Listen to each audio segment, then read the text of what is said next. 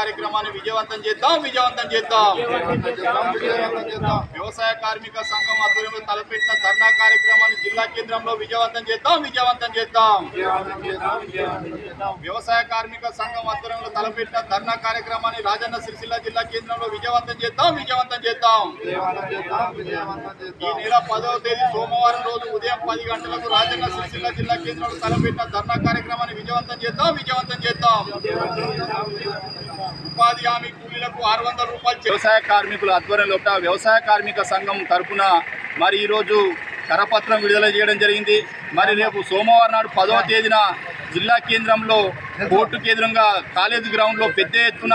మరి వ్యవసాయ కూలీలతోటి పెద్ద ఎత్తున ధర్నా జైలు బరో కార్యక్రమాన్ని 3 సంఘాల ఆధ్వర్యంలో సిఐటియు రైతు సంఘం వ్యవసాయ కార్మిక సంఘం ఆధ్వర్యంలో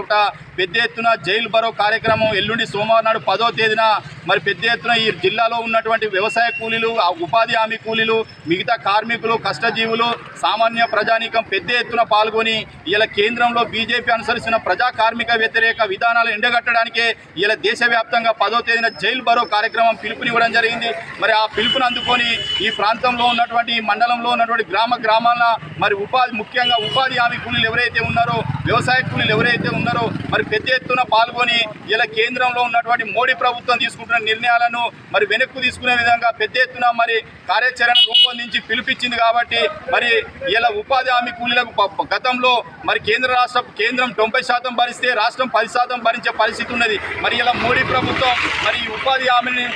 ఉపాధి హామీని కొల్లగొట్టడానికి ఈ ఉపాధి హామీని కులబ్ చేయడానికి రాష్ట్రాల మీద భారం మోపే విధంగా 40% మీరు ఇస్తేనే 60% మేము ఇస్తాం, లేకపోతే ఈ పని ఉండదని చెప్పి కుంటి సాగుతోటి 100 రోజుల పనిని 125 రోజులు అని చెప్పి భ్రమలు కనిపించి మరి పాత పద్ధతి ఏదైతే ఉందో మహాత్మా గాంధీ జాతీయ ఉపాధి హామీ పథకం ఏదైతే ఉందో దాని స్థానంలో ఈ మధ్యలో పార్లమెంట్లో చట్టం ఆమోదింపజేసి వికసిత్ భారత్ గ్రామ్జీ అని చెప్పి బీబీజీ గ్రామ్జీ అనే చట్టాన్ని తీసుకొచ్చి మరి ఇలా భ్రమలు కల్పిస్తూ ఇలా దేశంలో ఉన్నటువంటి పెద్ద భూస్వాములకు పెద్ద రైతులకే ఊడిగం చేసే విధంగా వారికి కూలీలు కొరత ఏర్పడుతుందని చెప్పి ఇలా ఒక కుంటి సాగుతో రాష్ట్రాల మీద భారం మోపే నేపంతో మరి రాబోయే రోజుల్లో ఈ ఉపాధి హామీ పనిని మరి కొల్లగొట్టే విధంగా ఎత్తివేసే కుట్రలు జరుగుతున్నాయి. కాబట్టి ఓ కార్మికుడా మేలుకో, ఓ వ్యవసాయ కూలీ మేలుకో అనే నినాదంతో పెద్ద ఎత్తున రేపు 10వ తారీఖు నాడు 3 సంఘాల ఆధ్వర్యంలో పిలిపించినాం. కాబట్టి ఆ పిలుపుని అందుకొని మరి పాత పద్ధతి ఏదైతే ఉందో మహాత్మా గాంధీ జాతీయ ఉపాధి హామీ కొనసాగించే విధంగా మరి 100 రోజుల పనిని 200 రోజులు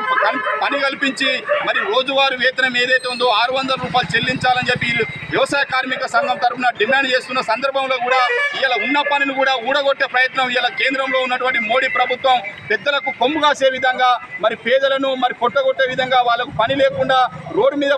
తీసుకొచ్చే పరిస్థితి ఉన్నది. కాబట్టి మరి దాన్ని కాపాడుకోవాల్సిన బాధ్యత ఇలా వ్యవసాయ కూలీలు ఉపాధి హామీ కూలీల మీద ఉంది. కాబట్టి 10వ తారీఖు నాడు సోమవారం రోజున ఉదయం 10 గంటల వరకు కోర్టుకు ఎదురుగా